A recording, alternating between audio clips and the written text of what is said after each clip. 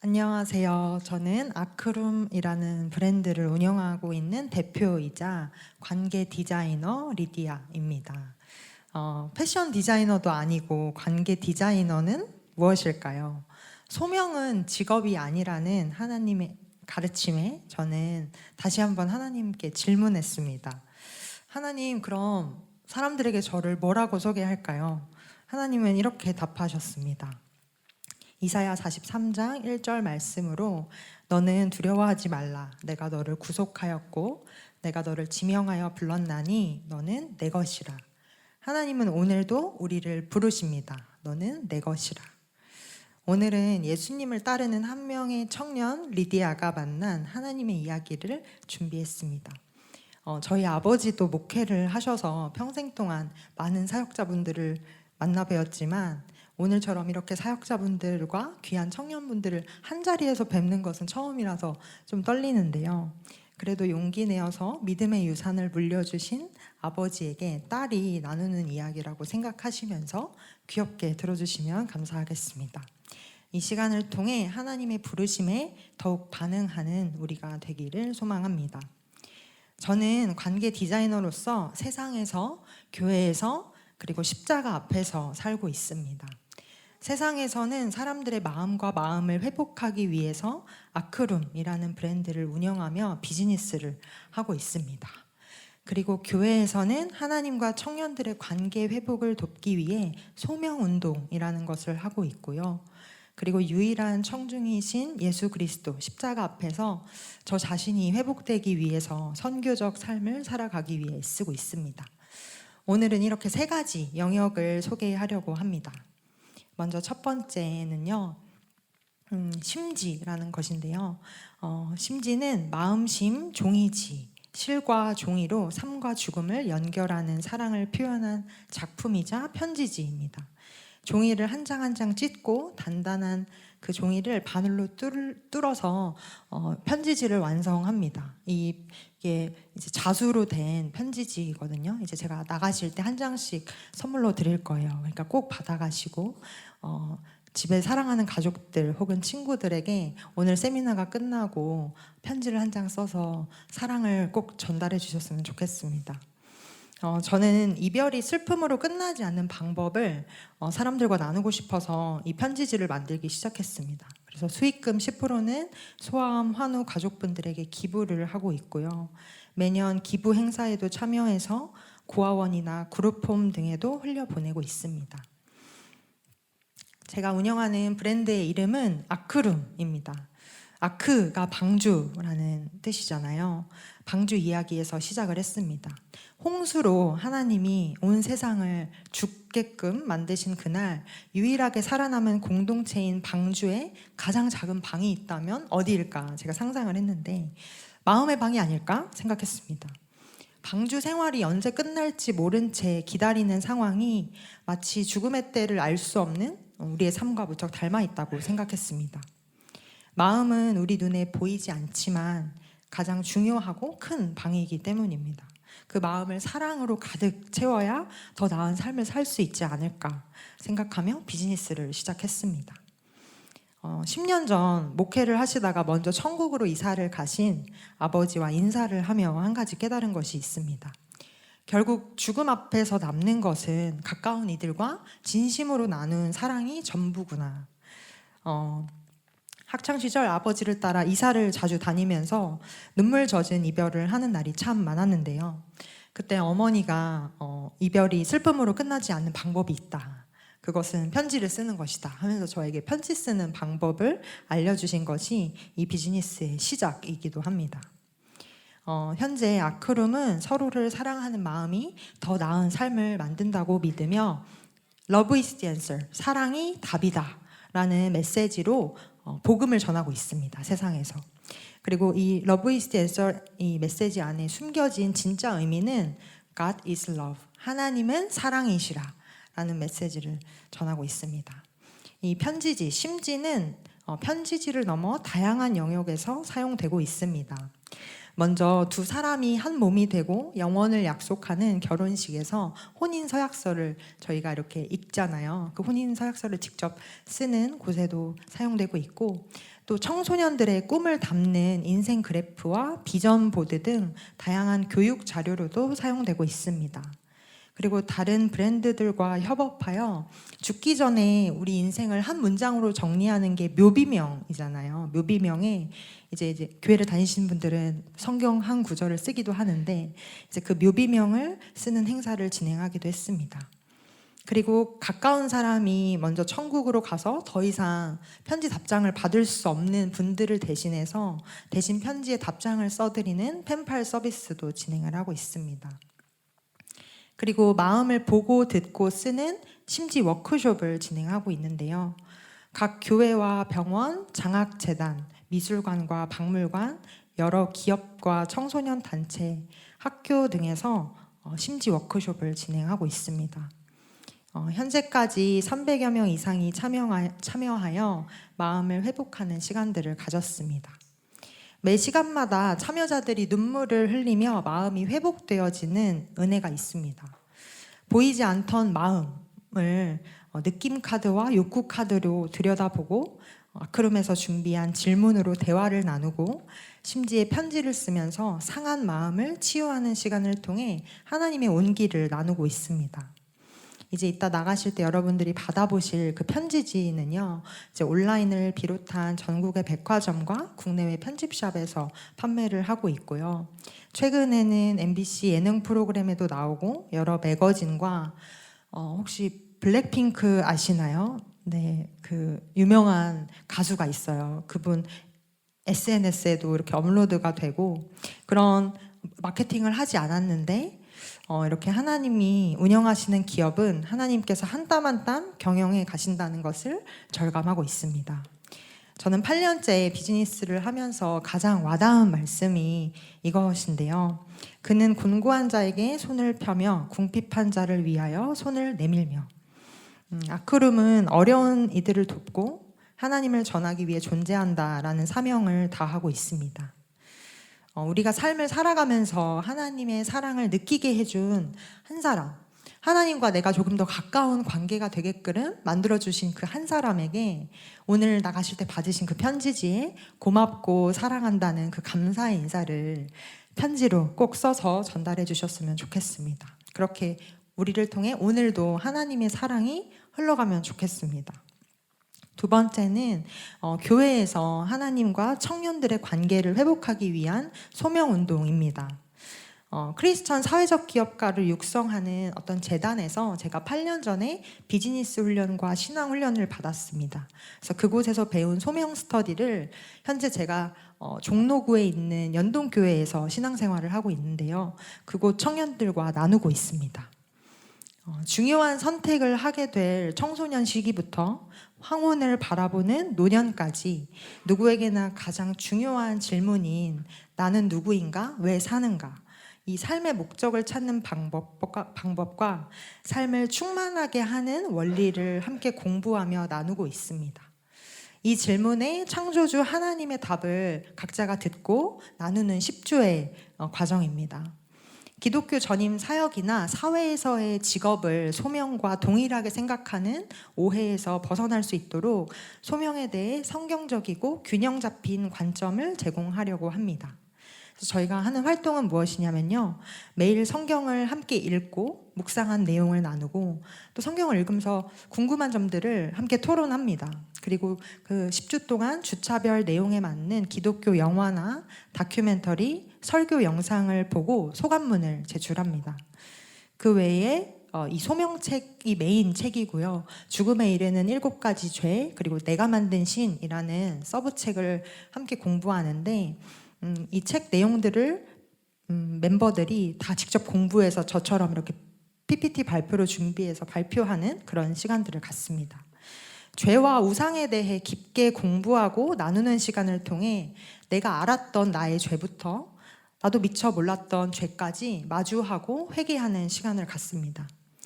내 안에 있던 더럽고 냄새나고 추악한 그 죄를 인정하고 버리는 것은 결코 쉽지 않지만 또 교만으로 무장된 이 인간에게 겸손은 불가능에 가깝다는 것을 매번 느끼고 있습니다.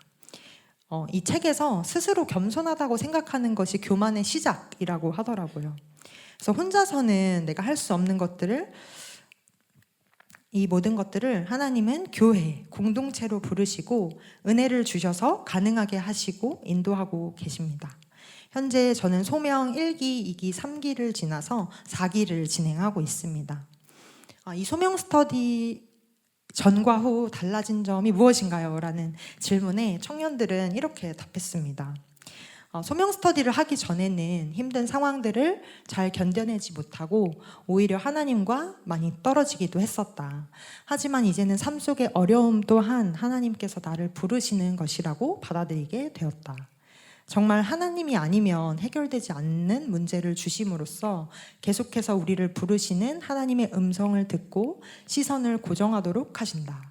내가 얼마나 하나님을 바라보고 있지 않았으면 이렇게 해서라도 하나님을 바라보게끔 만드실까 생각이 들기도 했다. 우리가 누릴 수 있는 진정한 행복은 하나님만 바라보는 것이기 때문에 다른 것에 눈을 돌린 채 영원하지 못한 것들만 추구하고 있다면 억지로라도 시선을 돌리게 하신다 라고 고백을 했습니다. 또 다른 청년은요, 우리가 느끼기엔 그 시선을 다시 돌리는 과정이 힘들 수 있지만 아픈 만큼 기쁨의 날 주시네 라는 찬양의 가사처럼 하나님께서는 나에게 가장 좋은 것을 주시기 위함이고 아무런 이유 없이 힘든 상황들을 마주하게 하시지는 않는다는 것을 깨달았다. 소명이 무엇인지 알게 되니 삶의 어려움도 감사로 고백할 수 있게 되었다. 청년들의 고백이 너무 놀랍죠. 몇 가지 더 소개를 해드리고 싶습니다. 그동안 스터디를 하며 내 안에 이루고 싶은 목표와 꿈을 발견하게 되었다. 동시에 하나님을 더 알아가고 싶은 마음이 점점 커져감을 느낄 수 있었다. 얼마 전 하나님께서 너의 눈물이 참 귀하다고 말씀하셨다. 단순히 감정이 풍부한 사람이라고만 생각하며 살아왔지만 문득 내가 누군가를 위해 함께 울며 기도하고 그들의 아픔을 마치 내 일처럼 느낄 수 있는 것은 하나님이 주신 선물이 아닐까 하는 생각이 들었다. 23년 동안 아무 특별함도 없는 사람이라고 여기며 살아왔다. 이제는 하나님께서 나에게 주신 선물이 무엇인지 깨닫게 되었다. 23살 대학생의 청년이 이런 고백을 또 했고요. 마지막으로 또 다른 한 청년은요, 소명을 통해 그리스도인의 삶이 얼마나 소중하고 은혜롭고 귀한 삶인지 알게 되었어요. 그 삶을 인도하시는 분이 하나님이시라는 것도요. 구주차 때 배운 모든 것이 빚졌다라고 생각하는 것이 그리스도인의 삶에서 가장 중요한 것 같아요. 그 생각이면 어느 것도 욕심낼 수 없고 함부로 누구를 판단하거나 미워할 수 없고 제가 받은 모든 것을 나누지 않을 수 없더라고요. 앞으로의 삶에서 하나님이 나를 왜 이곳으로 부르셨는지, 이곳에 필요한 나는 어떤 모습인지를 묵상하며 살아가겠습니다 라고 소명 스터디가 끝나고 이런 나눔을 해주었습니다. 10주 동안 올바른 기독교 세계관을 세우고 하나님 나라 자녀라는 정체성을 심어줍니다. 하나님과의 관계를 회복하기 위해 한 영혼 한 영혼을 눈물로 중보하고 있고요. 이 시대 청년들이 하나님 나라를 바라보는 관점이 천국은 죽어서만 가는 곳이 아니라 이미 임했지만 아직 완전히 오지는 않았다라는 것을 이해할 수 있도록 최선을 다하고 있습니다. 우리가 하늘의 시민권을 가졌다라는 사실은 삶의 태도에 강한 도전을 줍니다. 먼저 돈과 소유에 대한 태도가 변합니다. 우리는 우리 인생을 알몸이 되는 태어나고 죽는 그 두 순간 사이의 순례 여행으로 보기 때문입니다. 그래서 비극과 고통이나 죄와 유혹에 대해서도 영원의 관점으로 바라보기 때문에 그것에 매이지 않고 자유함을 누리게 되는데요. 저는 소명 2기가 끝나고 하나님께 질문했습니다. 하나님, 이제 부르심, 소명이 뭔지는 조금 알겠는데 비즈니스를 하고 있는 저는 실제적으로 어떻게 살아가면 될까요? 저는 목사님이 아니다 보니까 그런 질문을 했는데 하나님은 마태복음 말씀을 주셨습니다. 심령이 가난한 자는 복이 있나니 천국이 저희 것이미요. 너희 중에 누구든지 으뜸이 되고자 하는 자는 너희 종이 되어야 하리라. 인자가 온 것은 섬김을 받으려 함이 아니라 도리어 섬기려 하고 자기 목숨을 많은 사람의 대속물로 주려 함이니라. 아멘. 이 말씀을 중심에 두고 소명 스터디를 마친 청년들을 대상으로 소명에서 배운 하나님 나라에 산다는 것이 얼마나 기쁜 일인지, 우리가 나누는 이 삶이 영원한 하나님 나라에 어떤 영향을 미치는지, 앞에 대표님이 강의해 주신 청지기로서 사는 삶이 어떤 가치가 있는지를 직접 경험하면서 주는 것이 받는 것보다 복이 있다라는 이 예수님의 말씀을 삶에서 직접 경험할 수 있는 기빙 스터디를 진행합니다. 재정적인 영역 이외에도 7가지 사랑의 삶을 실천할 수 있도록 과제를 내주고 또 다시 모여서 그 과제를 실천했던 것을 고백하면서 하나님 나라 시민으로 살아가는 기쁨을 누립니다. 예를 들면 저희가 대중교통을 탔을 때 잔액이 부족합니다, 이런 게 찍히는 어떤 다른 승객이 있으면 먼저 뛰어가가지고 버스비를 대신 내주거나 아니면 용돈을 모아서 친동생에게 선물을 사주거나 이런 사소한 실천부터 시작을 하는데요. 기빙 스터디 전과 후 무엇이 달라졌나요? 라는 질문에 한 청년은 이렇게 답했습니다. 사실 환자를 대하는 직업 자체가 친절로 옷을 입어야 하는 것 같다. 하지만 바쁘고 그럴 의무가 없다는 이유로 자꾸만 친절과 거리가 멀어지고 있었다. 내 눈앞에 사람이 사물처럼 인식되는 시기였다. 왜 나는 친절을 베풀어야 하며 열심히 해야 하는가에 대해 늘 의문이 있었다. 이 시기에 기빙 스터디를 통해 친절, 인내, 용서, 호의, 겸손, 관대, 정직, 이 7가지 그 삶의 실천도 나눔이 될 수 있다는 것을 크게 느꼈다. 많은 이들에게 베푼 나눔이 다양한 형태의 사랑으로 되돌아오는 것을 경험했다라고, 되게 친절한 의사인 친구예요. 한 청년인데 이런 고백들을 또 했고요. 또 다른 한 청년은요, 하나님이 기뻐하시는 일은 항상 하나님의 말씀을 보고 읽으면서 하나님의 인도하심에만 잘 따라가면 하나님이 기뻐하시겠지라고 생각했지만, 기빙 스터디를 하고 나서 하나님이 기뻐하시는 것은 나눔으로부터 시작된다는 것을 알고 마음속 깊숙하게 나눔이 자리 잡았다. 얼만큼 나눠야 하는지 명확한 기준이 없어서 늘 나눠도 모자른 것 같은 불편함이 있었는데, 얼만큼 나눌지보다 필요한 만큼만 쓰고 나머지는 돌려주자라는 쪽으로 생각이 바뀌었다. 그럼 어차피 다 하나님한테 다시 드릴 건데 왜 더 하나님 나에게 주신 거지? 라는 질문에도 나의 생활 수준이 아닌 나눔 수준을 높이기 위한 훈련이구나 라는 답을 받았다. 또 다른 한 청년은요, 예전에는 주변에 아주 무관심한 사람이었는데 이제는 내가 도울 수 있는 사람이 있지는 않을까 하고 주변을 살피는 변화가 있었다. 확실히 마음에 여유가 생겼고 적극적으로 친절을 표현하는 사람이 되었다. 나눔을 그리스도인이 할 수 있는 여러 가지 선한 일 중 하나 정도로만 여기지 않고 예수를 따라 사는 사람이라면 당연히 필수적으로 해야 하는 일로 여기게 된 것, 특히 돈에 대해서 깊이 생각하게 된 것도 큰 변화라 할 수 있을 것 같다. 기빙 스터디를 통해 천국은 죽어서 가는 곳이 아닌 성육신으로 오신 예수님과 함께 이미 임했지만 아직은 완성되지 않은 하나님 나라의 개념이 믿어지기 시작했다. 하나님 나라는 어떤 공간 개념이 아닌 하나님 자신이며 하나님의 마음이 구현되는 곳은 다 하나님 나라가 됨을 배웠다. 이제 내가 1순위였던 삶에서 하나님이 먼저인 삶을 살아가고 있다. 그 속에 놀라운 평안과 자유를 경험하고 내 힘을 의지할 때는 되지도 않았던 열매를 맺는 것을 목격했다. 이 경험을 분명히 한 이후에는 미래의 의식주는 중요하지 않게 되었다. 하나님이 책임지신다는 것을 분명히 믿는다. 이런 놀라운 고백들을 많은 청년들이 하고 있습니다. 저는 기빙 스터디를 마치고 하나님이 저에게 이런 말씀을 해주셨습니다. 리디아야, 땅이 아닌 하늘에 상급을 쌓아야 한다. 그런데 사실 땅과 하늘은 하나란다. 그리고 상급을 쌓는 것은 네가 할 일이 아니다. 너는 삶과 죽음 사이에 인생이라는 순간 동안 하나님을 하나님이라고 부르기만 하면 된다. 내가 널 불렀듯이 너도 나를 불러라 라고 말씀을 해주셨습니다. 근데 왜 사람들은 하나님의 부르심을 잘 듣지 못하는 걸까요? 디모데후서 3장 4장 말씀처럼 자기를 사랑하고 돈을 사랑하고 쾌락을 사랑하며 자기의 사욕을 따를 스승을 많이 두고 허탄한 이야기를 따르기 때문입니다.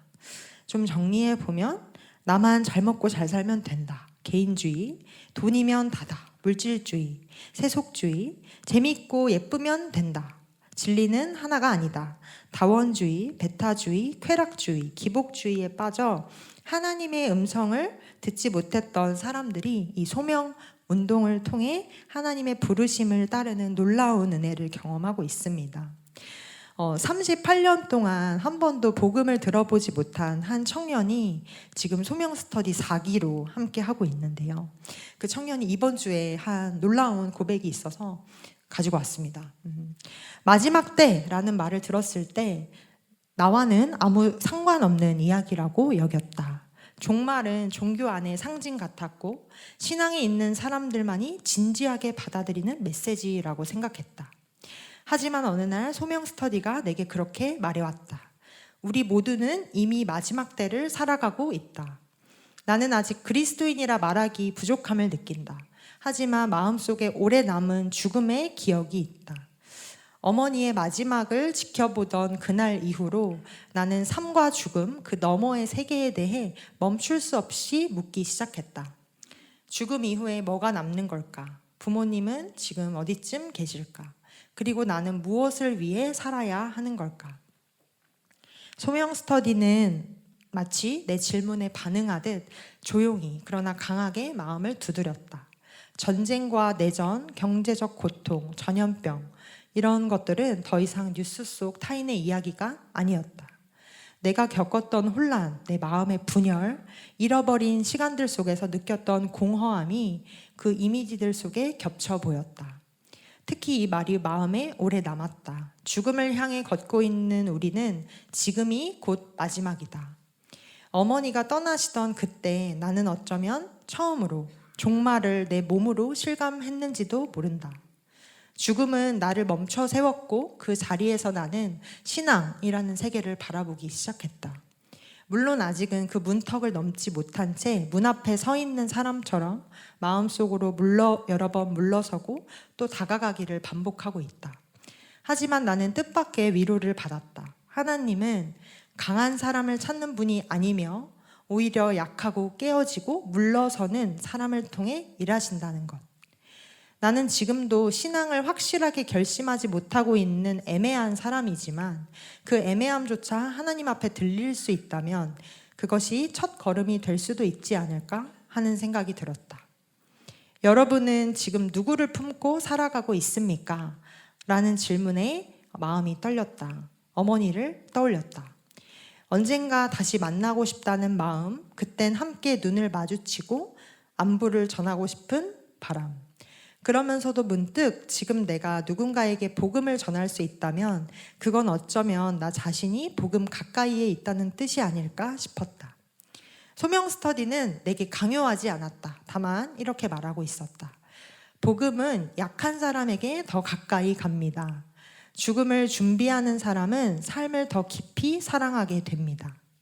복음을 전하는 사람은 한 사람의 이름을 마음에 품고 기도합니다.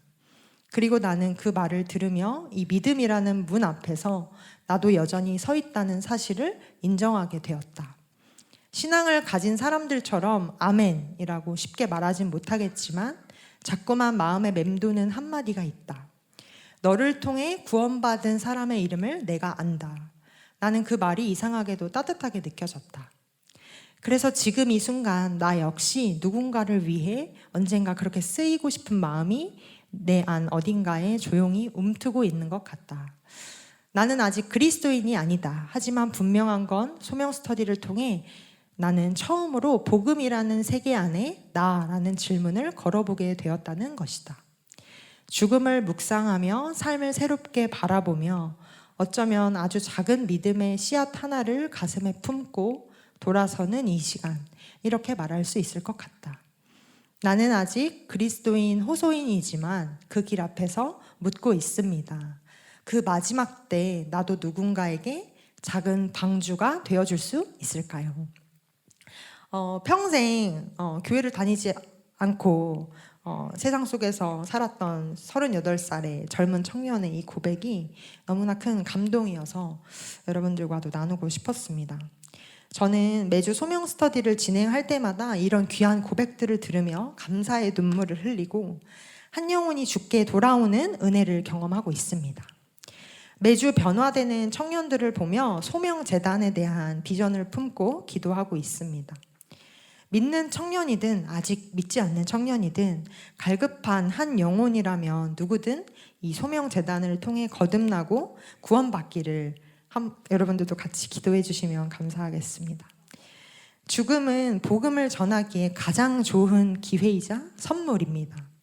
제 인생에서 가장 감사한 일이자 축복은 17살의 아버지를 먼저 천국으로 데려가신 하나님의 완전한 섭리입니다. 저는 4년 전 죽음 준비 지도자라는 과정을 공부하면서 죽음을 생각한다는 것이 그리스도인으로서 또 복음 전파자로서 얼마나 중요하고 꼭 필요한 일인지를 알게 되었습니다.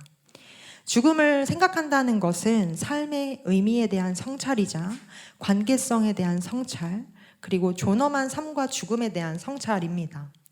이것은 소명, 공동체, 선교와 연결이 됩니다.